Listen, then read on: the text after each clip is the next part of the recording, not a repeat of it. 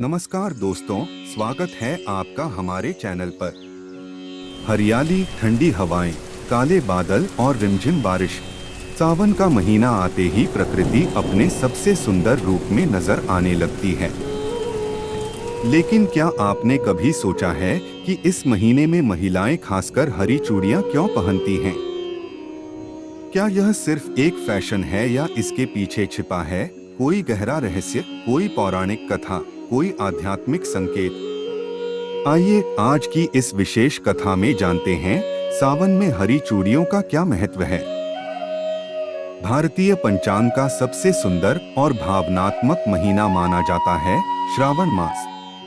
यह महीना केवल वर्षा और हरियाली का प्रतीक नहीं है, बल्कि यह देवी देवताओं के साथ आत्मा के गहरे संबंध को भी दर्शाता है।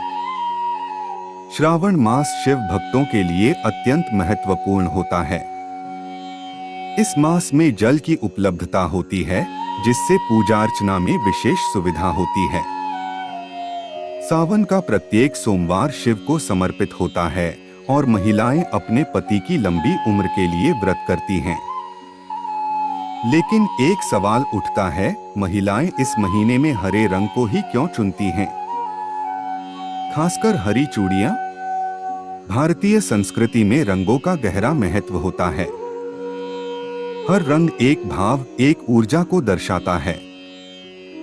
हरा रंग यह दर्शाता है जीवन, प्रसन्नता, ताजगी और उर्वरता। हरा रंग प्रकृति का रंग है, पेड़, पौधे, पत्तियां, हरियाली। यह रंग समर्पण, संतुलन और करुणा का भी प्रतीक है।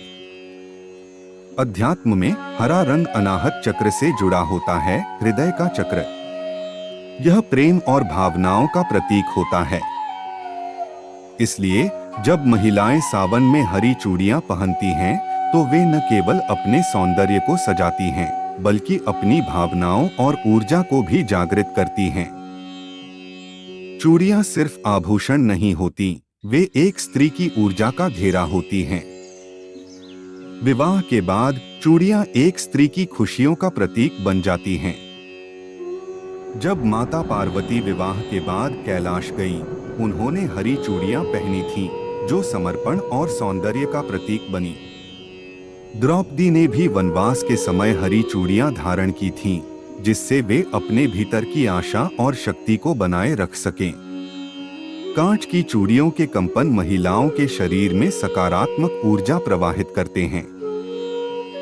अब बात करते हैं उस मूल प्रश्न की, आखिर सावन में ही क्यों पहनती हैं महिलाएं हरी चूड़ियां? यह मास हरियाली का होता है। हरे रंग का सीधा संबंध प्रकृति और शिव शक्ति से है। सावन के महीने में पार्वती ने शिव को पाया था। महिलाएं पार्वती की भक्ति कर हरी चूड़ियां पहनती हैं, ताकि उन्हें भी वैसा ही सौभाग्य प्राप्त हो। हरी चूड़ियां स्त्री के सौंदर्य को निखारती हैं और उसका मन प्रसन्न रहता है। यह मास व्रत और तप का होता है। महिलाएं अपने पति के लिए हरी चूड़ियां पहनती हैं, ताकि सौभाग्यवती रहें। चलिए अब जानते हैं सावन महीने से जुड़ी एक कथा। बहुत समय पहले एक गांव में एक महिला रहती थी। उसका नाम था गौरी। उसका पति एक साधारण किसान था, पर उनका जीवन प्रेम और समर्पण से भरा हुआ था। सावन के महीने में गौरी ने पहली बार अपनी सास से हरी चूड़ियों की जोड़ी प्राप्त की। उसकी सास ने कहा, बेटी, ये केवल चूड़ियां नहीं, ये सौभाग्य की रक्षा करती हैं। गौरी ने उन्हें पूरे श्रावण मास पहना और भगवान शिव से प्रार्थना करती रही।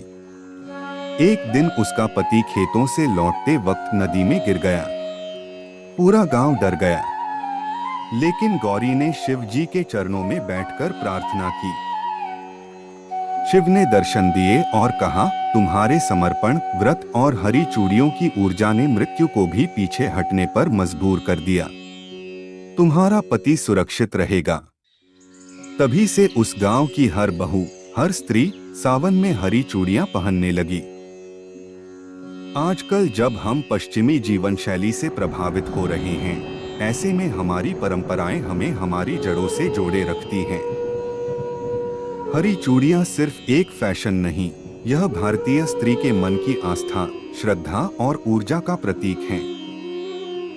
हरियाली तीज, नाग पंचमी, सावन सोमवार, इन सभी में हरी चूड़ियों का विशेष महत्व है। जब एक स्त्री हरी चूड़ियां पहनती है, वह केवल अपने हाथ नहीं सजाती, वह अपने घर, अपने परिवार और अपने आत्मिक भावों को भी सजाती है। हरी चूड़ियां कहती हैं, मैं प्रेम की प्रतीक हूँ, मैं शक्ति की गूंज हूँ, मैं सौंदर्य नहीं, आत्मा की ऊर्जा हूँ, मैं पार्वती की तरह समर्पित हूँ, मैं सावन की तरह ताजगी से भरी हूँ। तो अगली बार जब आप किसी महिला को सावन में हरी चूड़ियों में सजी हुई देखें, तो समझिए वह केवल सुंदरता नहीं, एक गहन श्रद्धा का प्रतीक है। हर महिला के लिए सावन का महीना सौभाग्य, समर्पण और सजीव ऊर्जा से भरपूर हो, यही प्रार्थना करते हैं। अगर आपको ये कथा और जानकारी पसंद आई हो तो इसे शेयर करें। कमेंट में जरूर बताएं आप सावन में कौन कौन से रीति रिवाज निभाते हैं। सब्सक्राइब करें हमारे चैनल को, जहां हम लाते हैं धर्म, संस्कृति और आत्मा की बात।